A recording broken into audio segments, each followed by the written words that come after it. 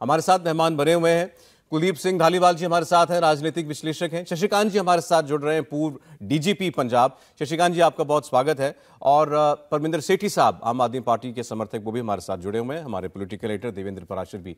शशिकांत जी, आपसे समझना चाहते हैं, 36 दिन तक अमृतपाल सिंह कहीं ना कहीं सर छिपाता भागता रहा, और अब ये लग रहा है कि वो पंजाब में कहीं ना कहीं किसी ना किसी घर छिपता रहा, भागता रहा। कितना मुश्किल रहा होगा इस पूरे ऑपरेशन को अंजाम देना? जाहिर है इसे कोई ना कोई लोकल सपोर्ट मिल रही थी, तभी ये इतने दिनों तक पकड़ में पुलिस की नहीं आया। क्योंकि इसको मैं एक तो पंजाब पुलिस नजरिए से देखता हूं और दूसरा मैं आईएसआई के नजरिए से देखता हूं। अगर आईएसआई के नजरिए से देखा हूं तो मैं कहूंगा उनका शॉर्ट टर्म एक बहुत ही इफेक्टिव प्लान था, जिसमें उन्होंने इन्फिल्ट्रेट किया व्यक्ति को, उसको लगातार वीडियोग्राफ किया, उसको ट्रेन किया, उसको लगातार उससे कांटेक्ट में रहे, उसको संसाधन दिए। एक तो उसका जो कि लगातार जो कि साफ हो गया कि बेसिकली इसका काम जो था खालिस्तान के बारे में बात करना था और ये आईएसआई का एजेंट था, ये तो साफ हो गया।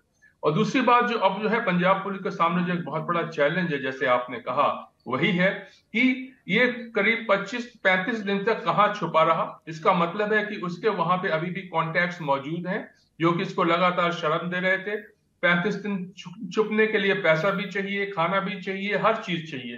तो ये चीजें जो है इसको अनरेवल करने में पंजाब पुलिस को मैं समझता हूं बहुत ही ध्यान से काम करना पड़ेगा। और इसलिए क्योंकि इसने कोई बयान दिया है अमृतपाल ने कि अभी तो शुरुआत है, ऐसा कुछ बयान दिया है, तो it needs all caution now. अभी कोई एक हाथ पे हाथ रख के बैठने का समय नहीं है। Thank you ji. डीजीपी साहब, एक चीज और, अमृतपाल सिंह के बारे में बहुत से लोगों का कहना यह है कि शायद इसे जरूरत से ज्यादा बड़ा बना दिया गया है, इसको इस मुद्दे को। अमृतपाल सिंह ऐसा एक चना क्या भाड़ फोड़ लेता, या अगर ये किसी का मूल था भी, आईएसआई का एजेंट है भी, तो भी ये कोई नुकसान नहीं कर सकता था। आप इस राय से सहमत हैं कि ये बहुत छोटा आदमी था किसी कोई नुकसान करने के लिए, या ये जिस किस्म की बातें कह रहा था, जिस तरह से लोगों के बीच में जाकर के खालिस्तान का नारा बार बार बुलंद कर रहा था, इसका पकड़ा जाना जरूरी था? इसका पकड़ा जाना जरूरी था। जैसे कि मैंने कहा कि पाकिस्तान का नो डाउट एक प्लान था, शॉर्ट टर्म इन्फिल्ट्रेशन प्लान, जिसने कि एक फिर से डैमेज बहुत कर दिया। इन द सेंस इसने लगातार इतने दिन बात करके खालिस्तान की लोगों के जो कि इसके स्प्लिंटर सेल्स तो पुराने बैठे हुए हैं और वो स्प्लिंटर सेल्स ने इसकी मदद की होगी। इसका मतलब है कि स्प्लिंटर सेल्स जो बैठे हुए हैं उनको इसने फिर से एक्टिवेट करने की कोशिश की है। छोटा आदमी था, इसको लेकिन लाइफ साइज से बड़ा बना दिया गया। वो सिर्फ एक प्लान था, आईएसआई का बड़ा ही सीरियस ढंग से इंप्लीमेंट किया हुआ प्रोग्राम था जिसको कि पूरा खत्म करना और बहुत जरूरी है, लॉजिकल कंक्लूजन तक ले जाना जरूरी है। जैसे आपने कहा कि बिल्कुल साफ है कि आईएसआई ने इसको तैयार करके ट्रेन करके भेजा था, तो किस किस्म किन मायनों में आप कहते हैं कि इसको ट्रेन किया या तैयार किया? इसका हुलिया बदल गया, ये बात ठीक है। ये गुरबानी से कोट करके बातें करने लगा, बड़ी बड़ी धार्मिक छवि अपनी पेश करने लगा। और एक चीज हमने साफ देखी है, कहीं ना कहीं अपने आप को मॉडल करता था भिंडरावाले के ऊपर। जिस तरीके से वो पग पहनता था वैसे ही इसने पग पहनना शुरू किया, वैसे ही कपड़े। बल्कि बीच में तो ऐसी भी चर्चाएं थी कि शायद इसने अपना हुलिया वैसा कुछ कराने के लिए शायद प्लास्टिक सर्जरी का भी सहारा लिया हो। देखिए, इसमें बात यह है कि आप किसी को अच्छा लगे खराब लगे, पर यह तो फैक्ट है कि अभी भी पंजाब में संत भिंडरावाले के फॉलोवर्स जरूर हैं जो कि उनको मानते हैं। आप कुछ बसेस में देख लीजिए, कारों पे देख लीजिए, उनके ऊपर स्टिकर्स लगे हुए हैं। इसने आकर के वो वाली वेशभूषा पहन करके उसको एक फिर से जिंदा करने की कोशिश की, जिसको कि हम अंग्रेजी में या फ्रेंच में कहते हैं डेजा वू, कि हाँ ऐसा पहले हो चुका हुआ है। तो उसको उसने फिर से उस ख्याल को उसने फिर से एक तरोताजा कर दिया। इसीलिए मैं कह रहा हूं कि एक आदमी था, अकेला चना भाड़ नहीं फोड़ सकता है, पर इसने उस तरीके से उस भावना को जागृत करके किसी हद तक बहुत ज्यादा डैमेज किया। और थैंक यू। इसको आप कैसे देखते हैं कि इसकी गिरफ्तारी भी जो है भिंडरावाले के गांव से ही हुई है, रोडे गांव मोगा में? भिंडरावाले के गांव में इसकी वहां पर वो वाली ड्रेस पहनता था डेजा वू के लिए, वहां पर जाकर इसने अपनी दस्तारबंदी कराई, वहां पर जाकर के इसने अपना इसकी अरेस्ट हुई है वहां पे। एक तरीके से साफ जाहिर है कि इसकी भी लगातार एक डेलिब्रेट कोशिश होती थी कि ये अपने आप को एक भिंडरावाले पार्ट 2 की तरीके से पेश कर सके। थैंक यू जी। देवेंद्र, इस बात से एजेंसियां पूरी तरीके से अवगत होंगी और उनको भी इसके खतरे पता होंगे कि जो जिस इमेज की बात कर रहे हैं डीजीपी साहब, जो ये रिवाइव करना चाहता था भिंडरावाले की बात बार बार करके, उसके जैसा हुलिया अपनाकर।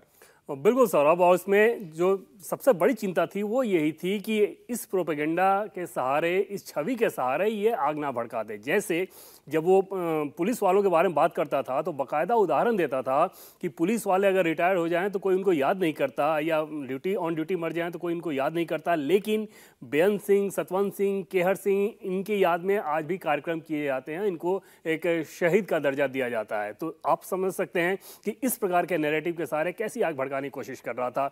दूसरी, भगत सिंह के बारे को लेकर सवाल खड़े करना, रंजीत सिंह की कोई ऐसी बात नहीं करना, भगत सिंह के बारे में ये कहना कि अगर उनको फांसी दे दिया गया तो ये अपने आप में, इसका मतलब ये नहीं कि कोई बहुत पूजा करने वो योग्य थे।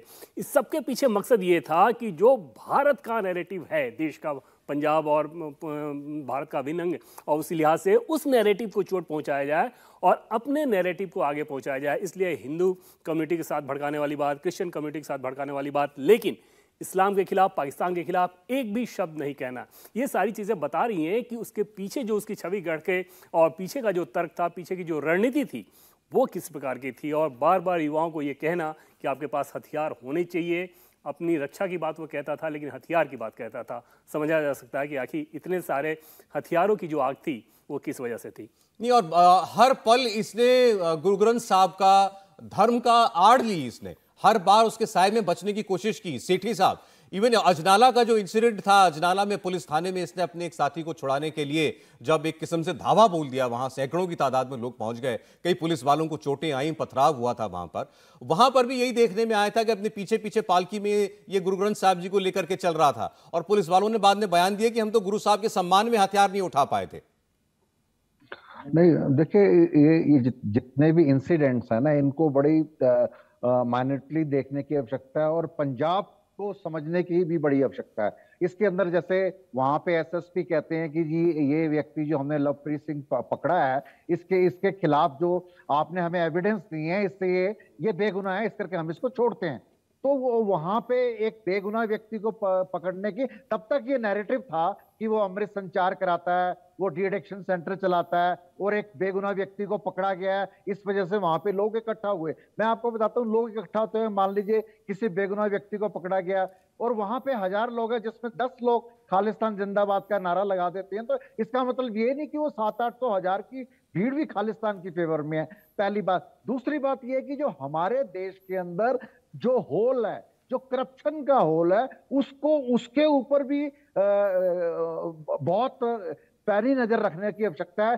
जिस प्रकार अमृतपाल 6 महीने के बाद दुबई से आता है और उसको और उसके साथियों को लाइसेंस मिल जाता है सारे बड़े बड़े हथियारों का, और हथियार मिलने का मतलब है कि आपकी पूरी पुलिस वेरिफिकेशन होती है, आपके खिलाफ कोई पुलिस केस नहीं होता, उसके बाद ही आपको लाइसेंस इशू किया जाता है। और दूसरी बात, अगर आप भिंडरांवाले से कनेक्ट करने की कोशिश करते हैं, मैं आपको बताऊं, जो भिंडरांवाले थे उन्होंने कभी खालिस्तान की डिमांड नहीं करी, पहली बात। दूसरी बात, जो सिखों की जो बहुत बड़ी जत्थेबंदी है दमदमी टकसाल, वो दमदमी टकसाल के मुखी थे जिसका बहुत ज्यादा सम्मान है पंजाब के अंदर।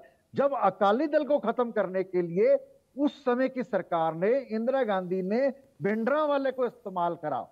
बिना पॉलिटिकल छत्र छाया के कोई भी व्यक्ति इतना बड़ा नहीं बन सकता, कोई भी व्यक्ति खुलेआम हथियारों के साथ या खुलेआम कोई ऐसा काम नहीं कर सकता।